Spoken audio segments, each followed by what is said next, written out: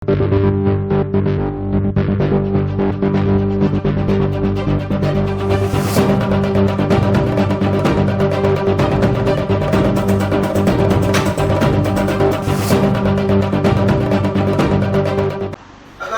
mo bá Alao lé o, ṣé mo bá Alao nílé?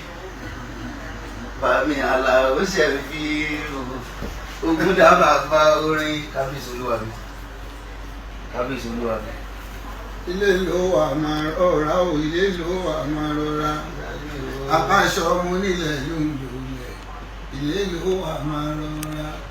Kó má ṣe bẹ̀rù, kó má ṣojo, kó má ṣe bẹ̀rù, kó má ṣojo. Ọmọ ẹkùn ló wọlé ìtẹ̀kùn, kó má ṣe bẹ̀rù, kó má ṣojo. Jẹ́ oyé mi, ó ti jẹ́ oyé mi pé mo ní sàtífíkẹ́ẹ̀tì lọ́wọ́. Mo ní dúpúlíkéètì lọ́wọ́ o. Alao Sefiu wọ́n ní má bẹ̀rù, má ṣojo. Ọmọ ẹkùn ló wọlé ìtẹ̀kùn, ilé ló wà máa rọra tàbí sílùú. Mo ní kí n gbé invite ní wa ni gẹ́gẹ́ bẹ́ẹ̀ ṣe ń sọ pé ṣe báyìí tàbí gba ìmọ̀ràn yín tó dẹ̀ já síbi kọ́lọ́run ṣe wá lọ́mọ tí wọ́n máa fi yìnyín délẹ̀ wọ́n ti fi wá yìnyín wọ́n fi yìnyín wá délẹ̀ wọ́n fi wá yìnyín délẹ̀ so April 21 bẹ́ẹ̀ ni sà fẹ́ ṣe lọ́nṣẹ́ fàyè gbà mí Ọlọ́run tún bọ́ fàyè gbà yín jù báyìí lọ kó fàyè gbà wá náà lára yín. Ẹ wo ẹyẹ yọmí ẹ jẹ́ ká jọ pàdé ńbẹ̀ o. Akasho afẹ́ṣe ló ń ṣe rẹ́kọ́ọ̀dù fàyè gbà mí, afẹ́ṣe rẹ́kọ́ọ̀dù èmi náà máa wà ń bẹ̀, Súlè MALAIKA máa wà ń bẹ̀. Ó dáadé pé bàbá tó máa wà sí fún wa rẹ̀ oníwàásí wa rẹ̀ o.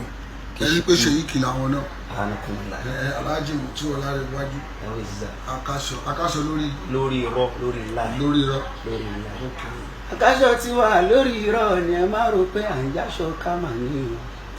Akasho ti wà lórí irọ́ ni. Olúwa fààyè gbà wá wọlé fààyè gbà ẹ. Mọ́tò ní kún káyè máa gbà dírà ìfà. Bí mọ́tò bá kún wá fààyè dírà ìfà sílẹ̀. Alao bẹ̀rẹ̀ o. Ọlọ́run fààyè gbà wá o. Ọlọ́run á fààyè gbà gbogbo wa o. Ọlọ́run á fààyè gbà gbogbo wa o. Ẹ ráyè tẹ̀fí máa wá nínú owó lẹ̀ tí máa gbogbo.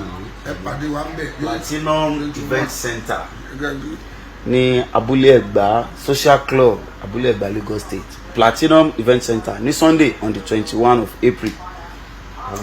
Ó lè ti gbọ́ fún ara yín ẹlẹ́nu oní nǹkan.